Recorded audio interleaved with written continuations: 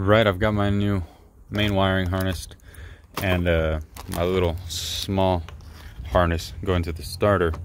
And this is defective. I noticed that I first noticed it on this yellow one. You can see that the eyelet's only crimped around the insulation, and it wasn't really crimped around the copper like it's supposed to, so that wasn't making any contact. And this one's also a little iffy too. You can see that it's like halfway through just the insulation, and they didn't twist the copper strand. I twist them a little bit. I'm not an electrician, but that's how I've learned to do it. And so now I'm kind of suspect on these connections in here too. I shouldn't have any problems with this. I think this is just a little one-off thing. They probably don't get too many of these smaller ones ordered, so it might have been made during a holiday. Someone wasn't really paying attention, but I sent them an email just letting them know. But I want to try to fix this real quick so we can get this installed and get my car running again. And then I've also got a fan bearing on the way that I forgot to order with this order, because that fan bearing's starting to make a lot of noise occasionally. So yeah, just got to get that replaced before it leaves me stranded somewhere. But yeah, so a tip for everyone: always check your parts when you get them.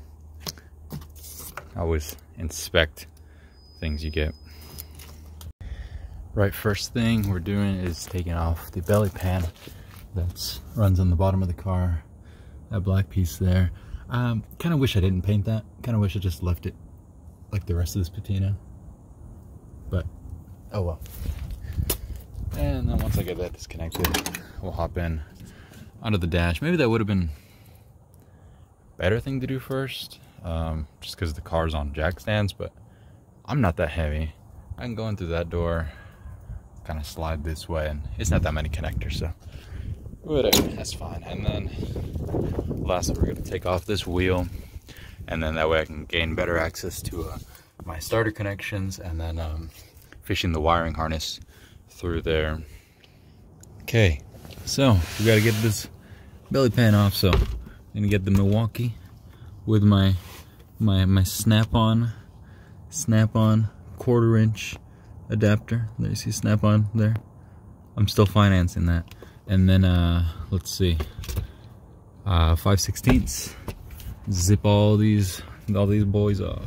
All right, we got our wire harness, runs all the way over there, and then up a little bit that way. You can see how grimy these pans are, because I drive my car. I put miles on it. But yeah, now we're gonna go on that side, take off that wheel, and do what we need to do there. Okay, so it's gonna be running. You can see it comes out from over here. Let me put the camera in there. Goes, oh jeez, where is it? There it is, over there, and then it runs kind of over the suspension that way. But yeah, we'll get this out of here. Right, I've got this portion about there. I could do this easier and just like cut it in sections instead of trying to pull this whole thing through, just because it's crusty and stiff. But you know, I could use this wire for projects, little small projects. It still looks good, just a little stiff, but that's okay. So there are like 2 clips that stick on the wiring harness to the body. Might not be able to see the one that's over there, but I'm able to get to that one by hand. But there's another one further down. Easiest way to get to that one would be do this, take off the wheel on that side, but I kind of don't want to do that. I've already got 2 jack stands, and so I want to just try to see how far I can reach my arm up from the other side, just laying down. Actually, just go up from that side and fit your arm in between the suspension. There's a little area you can get your arm through, and you can just reach up, pull that tab up, and then if you cut it like I did, because I couldn't, it was just too much to That's as much as I could salvage, if you're gonna salvage it. But yeah, pulled it through. Now what's left is just there from there, and then we get to in the car. First I gotta go on that side and then fish this end up through over here. So this could be a helpful tip. Use the plastic from the plastic bag this came out of, a zip tie, so you don't, while you're fishing it all through here, it's not picking up years worth of grime, you know. So I'd say I've already got the most difficult part done, just getting it through there. That was kind of challenging, but getting it fastened up in here with this little clip should be easy, because I can reach all them by hand and I can see them, unlike seeing the gap that's from there to there, you know. Okay, so I've got in there. The way I had to get the wiring, the head unit through, I had to Dremel some slots and then get a chisel and hammer and then hit it down to fold that piece of metal down, to have enough room to kind of slide this in. If not, I was kind of like bending it too much and the wires were up against the metal, and yeah, I didn't like that. But yeah, now I've just got to fasten it to the clips that go back there and get the slack out of it, so I can have plenty of room to get to my other connections. All right, so I've got the new starter wire harness that I had put new eyelets on there. That's all hooked up. Feel good about that.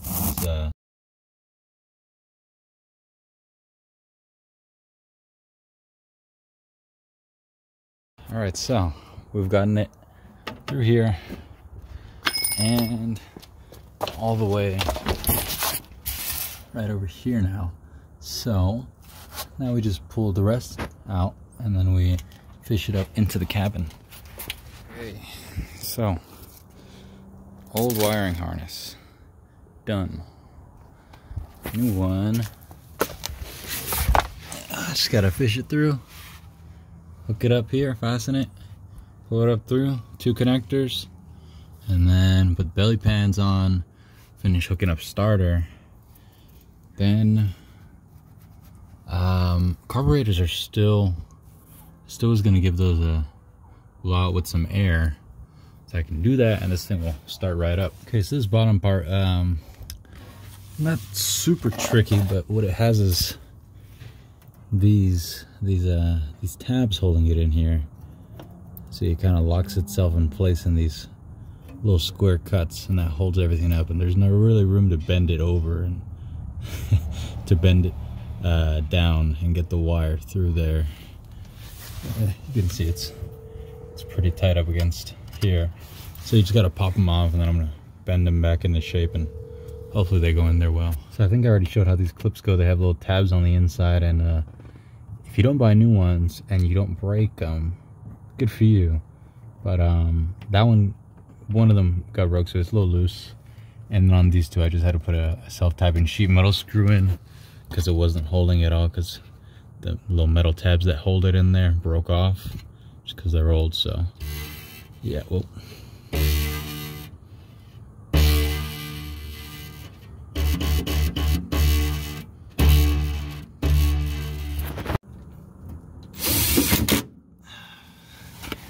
Okay, that was the last screw. Got all the wireage in. Now I've just got a starter to hook up and blow some air through these, fire it up. Alright, I hooked up the battery and my light came on. This one's not on just because the spare tire disconnected the connector, but power. Didn't have power before. It worked. Wiring harness was junk. So you could see they messed with it here. This was supposed to be the red wire or something like that. This one's all melted. And then this was that harness connect. Well, I showed the original one, but it was a lot worse. But yeah, headlights. Now that's the high beams. You can see how it looks with the yellow tint I put on there. All right, carburetors have been blown out. I don't think they got cleaned that well, but they're gonna need to come off anyways because I got to replace that fan bearing soon. So I'm just gonna shoot some starter fluid down here, kick the starter over, and let this thing run for a little bit because it's been a week and a half, 2 weeks since it ran.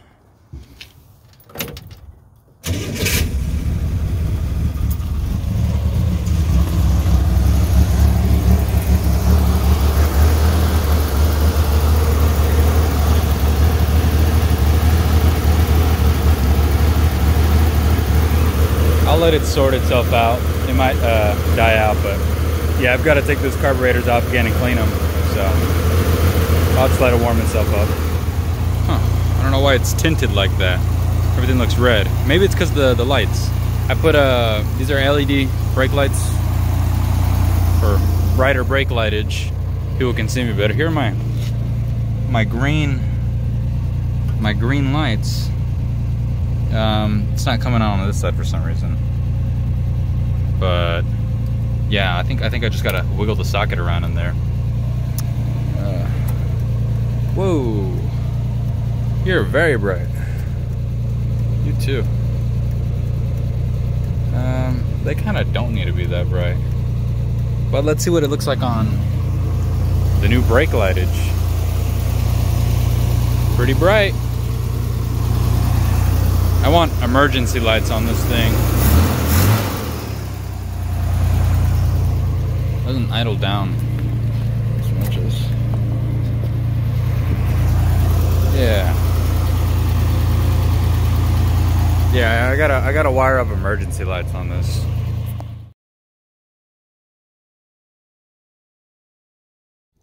Okay, now that I got that wiring job done, we're gonna install my fan bearing that I got. So we're gonna pop the hood on this awesome looking Corvair. Boom. And then we gotta take this shrouding off and a good amount of things off. So I'm gonna get to work on that. I'm not gonna record any of it. Just kind of throw this in there. But yeah, gotta get the shroud off first. Okie dokie. Super fast. We got top shroud off. Now I'm gonna need to find hardware this same thread pitch here to make sure the bearing sits in the same spot, because there's you know, it needs to have a certain clearance tolerance to not scrape on the bottom of this and to not hit the top shroud over here.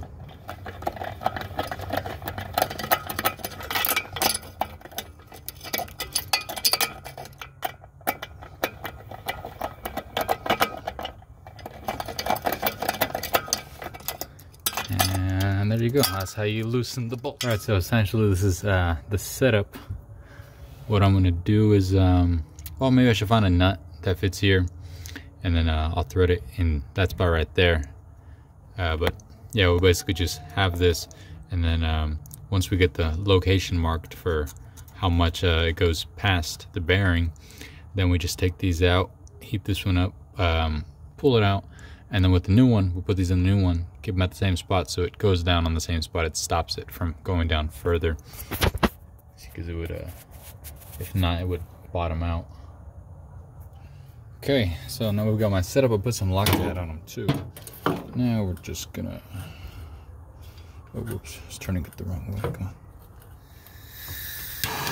There we go. Now we're gonna get this thing nice and hot. And I got my glove there. And once this gets nice and hot, it should just pull out. Slide on out. Okay, so maybe I shouldn't have even bothered of making this. This is a different phone. My phone, the other phone that I was using, broke. But you know, I can always transfer stuff over. But I already did all the good stuff. I already bought a new torch thing, because the other one just kept going out. That junk, this piece of junk right there. Anyways, yeah, that one kept going out. So I got that good one, and then the way I got this thing out, where, oh, I already put it away, but I got a a slide hammer with a little hook on the bottom and just boom, boom, boom, and then it came out. And then I had to get this piece of metal off the old bearing, you see, because it's a two-piece sort of setup. And yes, a lot of hammering and vice, but smoke too, a lot of fire, PB blaster. It was cool. And then I just finished putting these together, and then I painted it, let it sit in the fridge for a bit while I heated up this bottom piece, and it just slid right in. I should have taken a video of it. Bunch of smoke coming out this tube. You can imagine it, I hope. But yeah, should have taken video. Sorry.